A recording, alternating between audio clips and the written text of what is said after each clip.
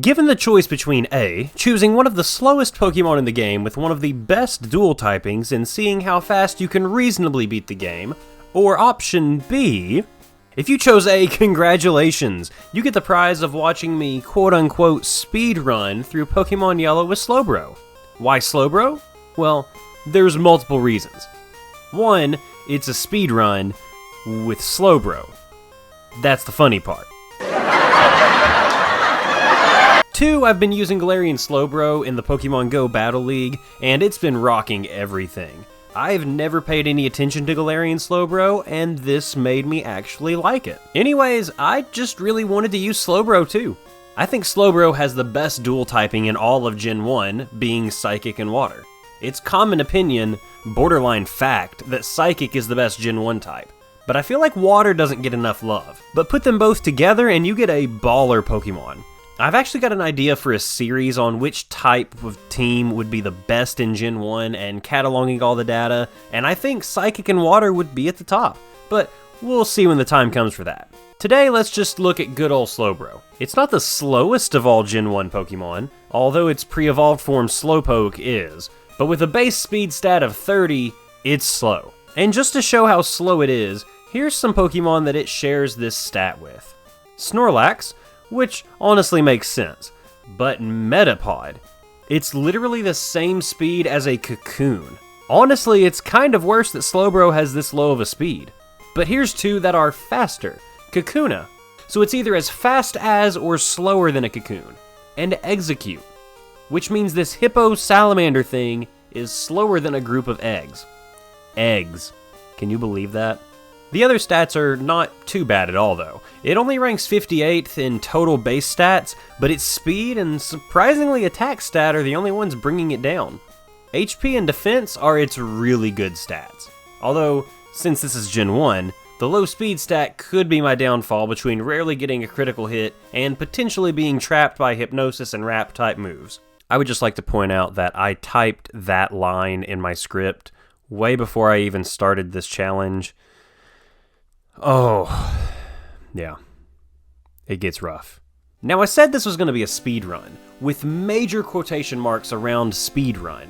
I have done a speedrun of Pokemon Red before, a very unsuccessful one at that, and you can find it buried on the channel. I'm not going to be employing many of the speedrun tricks you can do during this. I'll be mainly just going through as fast as possible with little to no interruptions. The in-game clock is going to be my main way of tracking this, meaning that resetting a battle multiple times won't reflect in the finish time.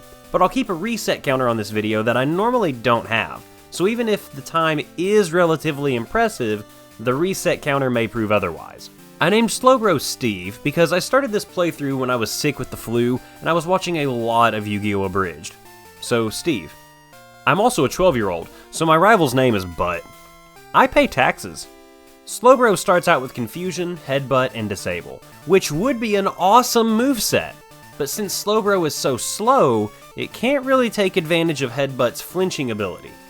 But Stab Confusion at the beginning of the game is nuts. Eevee was no problem. Without even training, I battled Butt again, and almost lost this one. Confusion wasn't nearly as effective as I thought it would be, but Spearow kept using Growl, not affecting me. Eevee loved using Tail Whip, so if it had landed in the attack, I was done for. But nothing happened, even through Sand Attack. So far so good for Steve. Brock was a one-attempt battle, but I almost got screwed against Onix by Bind. This move and Wrap will continually appear in this video because Slowbro is just so much slower than Onix. And since it's Gen 1, if you're faster, you will lock the opposing Pokemon in a loop where you can't attack.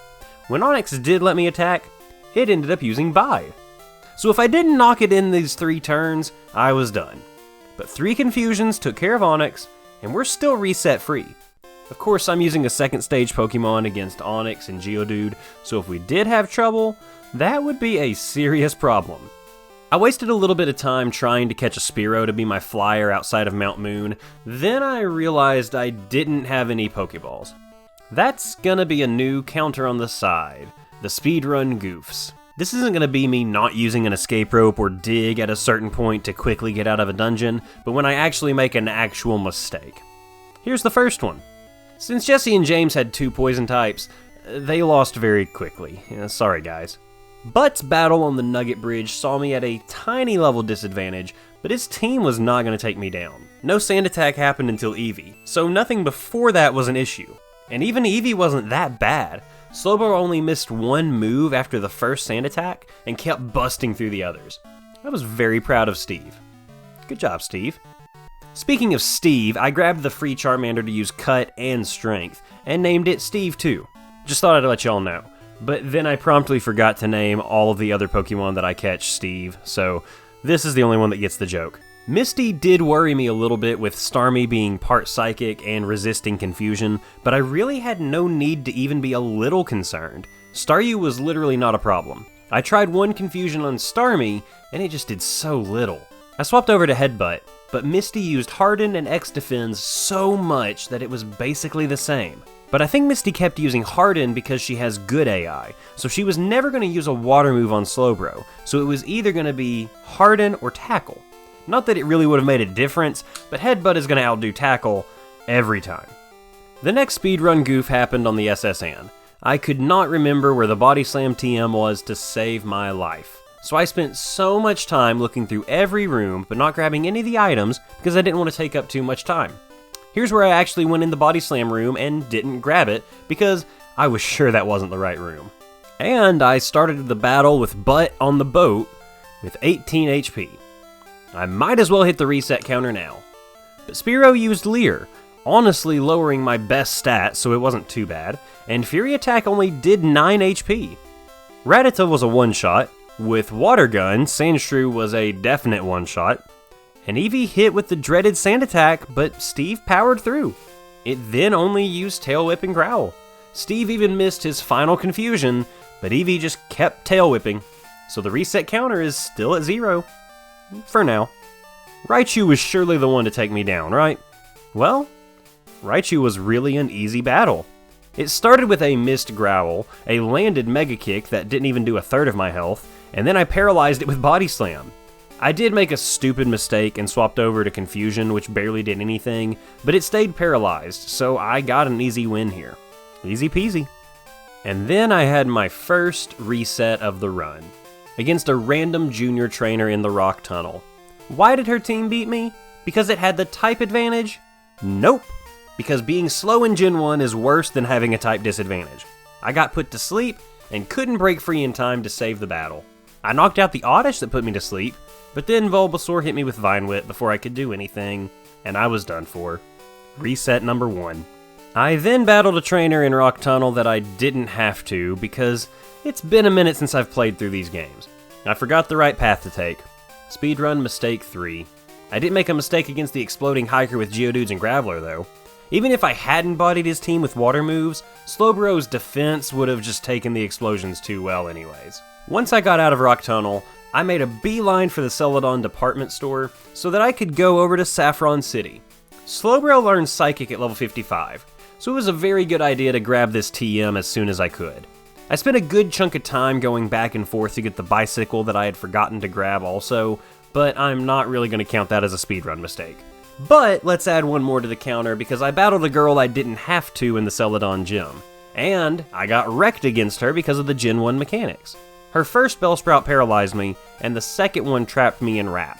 It only did 2 damage each turn, and I just had to sit there and take it. This was a gigantic time waster.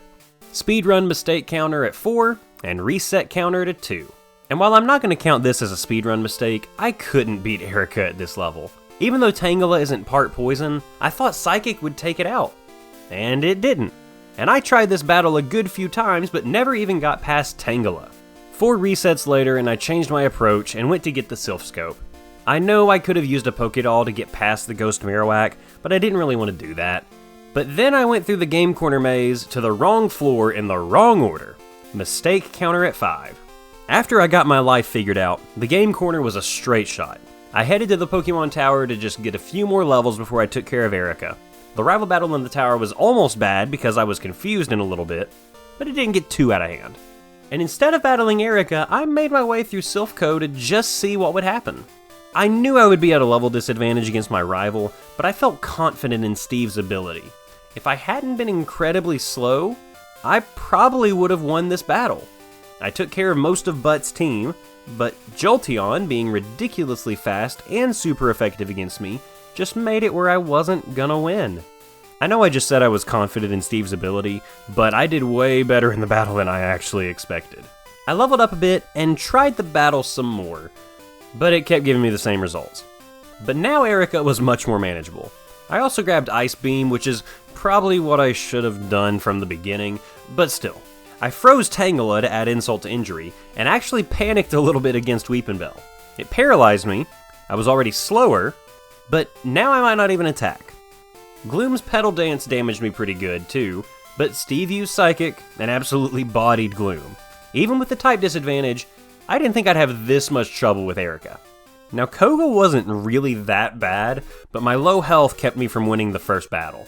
Psychic knocked out all of his Venonats in one hit, but Venomoth was much bulkier. If I could have just one-shot, I would have won for sure. Which sounds really dumb out of context, of course you'd win if you one-shot everything.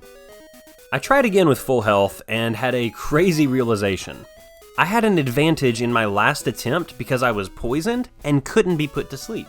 In this battle, I got locked in the sleep loop, and his first Venonat took me out. So I got a little tricky. I battled another juggler in the gym, got poisoned on purpose, and couldn't be put to sleep in the next battle with Koga. But I still lost the next try because I was confused for a big majority of the battle, and Steve just decided to be dumb this time. After not being confused for a majority of the battle, I was able to actually handle this fight. I took more damage than I thought I would, to be honest, but I finally took down Koga. Gonna be honest, Slowbro has underperformed compared to what I was expecting, but I really think that's just because of its super low speed stat. I'm gonna add like 5 to the speedrun mistake counter because I accidentally threw a good few Safari Balls at Pokemon because my brain went on autopilot. It didn't add much time in the grand scheme of things, but still, they do count as mistakes. Now that I had Surf, I went to Cinnabar to take down Blaine, mainly so I could get a few levels to make the other battles a good bit easier. I made 2 mistakes in the gym though. I missed the trivia questions without meaning to, and had 2 battles. Not a big deal, but still. And I lost to Blaine the first go through because I was low on health because of these mistakes. But with full health, Steve was an unstoppable force that Blaine just couldn't handle. Although Rapidash did start with Fire Spin while I was confused, so unstoppable might not be the best word for it. It took me down to very low yellow health.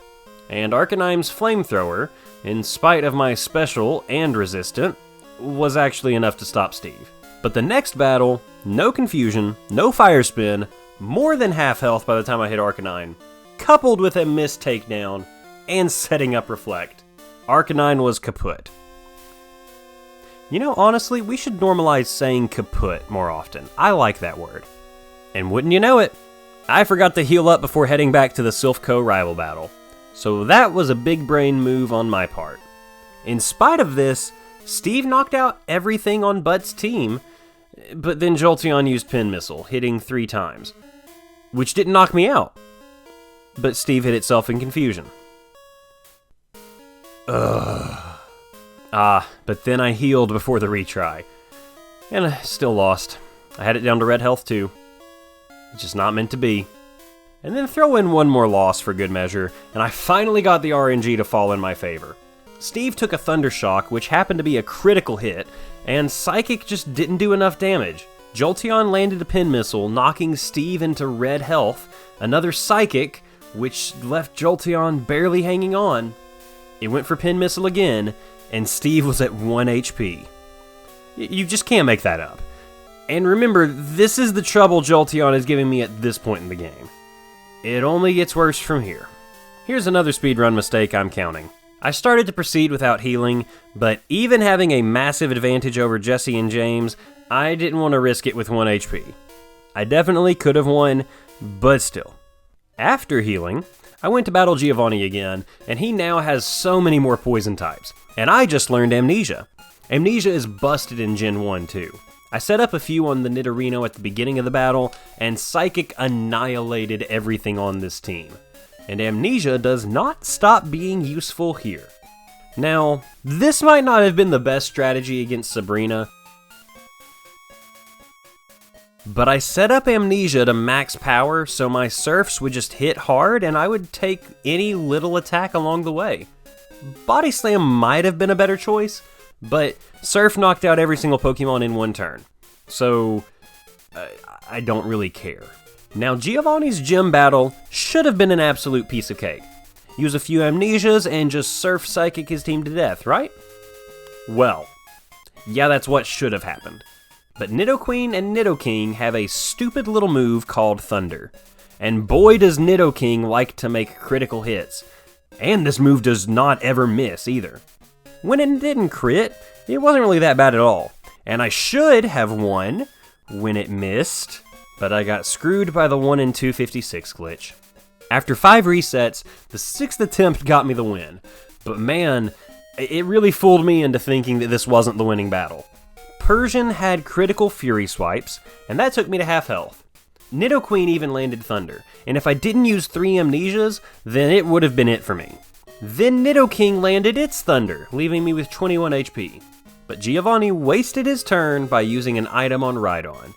I definitely would have lost if it had even just looked at me hard enough. Now that I had Amnesia, Jolteon was a piece of cake. Except no, I took a Thunderbolt. I used Psychic, but it had low red health left, and survived. But I got him on the next one. There's nothing important in the battle with just using Amnesia to bulk up. Jolteon messed up by using Pin Missile instead of literally anything else, and Psychic had a high roll this time.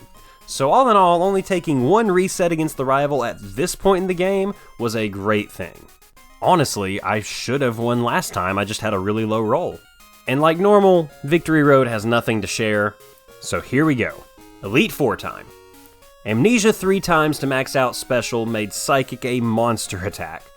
Dugong took a little bit of health from me though, and Cloyster had a 5-hit Spike Cannon, so my health took a really big decent hit. Slowbro didn't do much to me though. Jinx ended up getting me though with Lovely Kiss. Okay, I love Gen 1, absolutely my favorite generation. The trainers, the Pokemon, the region. I wouldn't say I'm blinded by nostalgia, but it influences my opinion highly. But being slow and getting locked in a sleep or paralysis trap is just the worst. And then basically, the exact same battle happened, except for the sleep. The starting Pokemon took that chunk of my health. I had 10 HP heading into Lapras, and just couldn't cut it. Third try, same story. But this story ended a little more favorably. Only a 3-hit Spike Cannon to weaken me, a poor move choice by Lorelai's Slowbro, and Jinx used Thrash, not doing much against Steve's bulky defense. Lapras used Body Slam, not paralyzing me. But Psychic only did a little more than half health. Another Body Slam, no paralysis, and Psychic took it out. Since I was the complete antithesis of Bruno's team being Psychic and Water, I really shouldn't need to detail the battle here. I only used 1 Amnesia too. Surf and Psychic are just much too strong against this team. I'm really just talking so that there's enough of me speaking to show all the battle footage. Not that it's really necessary, but you get the idea. Now Agatha was not bad. Psychic annihilates everything she uses. And she likes doing her swap in and out of battle thing, and that definitely ruined some turns for her. Haunter messed me up with a Confuse Ray for a turn, but it only lasted for a single turn. Gengar did the same thing, but Steve could not miss. And Agatha was taken care of. Alright, doing good so far. Now I'm just gonna tell y'all, I didn't beat Lance first try, or even a few tries after that. I wasn't high enough level, and Gyarados just takes a lot of health at the beginning. Then Dragonair likes to use Thunder Wave and Wrap, completely handicapping Steve. This happened so many times, and I never even got past the Dragonairs at this level. So, if I did make it to Aerodactyl and Dragonite, I probably would have gotten my rear end handed to me. 5 more resets. I used 2 of my rare candy stash to give me a little boost. Gyarados was still a tough customer, but the Dragonairs liked actually attacking me instead of just setting up this time. But Aerodactyl, the first time I saw it, knocked me out with Hyper Beam. 1 more reset. Next time I was back at Aerodactyl, paralyzed, but Steve survived the Hyper Beam. But Dragonite literally just had to land any attack, which it did. I used 2 more rare candies, with 2 more hanging in the bag just in case I needed them. Gyarados still wrecked me a good bit, but with this level boost, I was actually faster than both Dragonair. That's the shock of this run for sure. Aerodactyl used Fly, it glanced right off of Steve, and Dragonite used Thunder, paralyzing me, but Steve is a monster and didn't fall victim to paralysis. He's a tough little dude. Ice Beam and Dragonite was done. And now, for the final battle, Steve versus Butt. I used Sandslash to set up my Amnesia to max its special.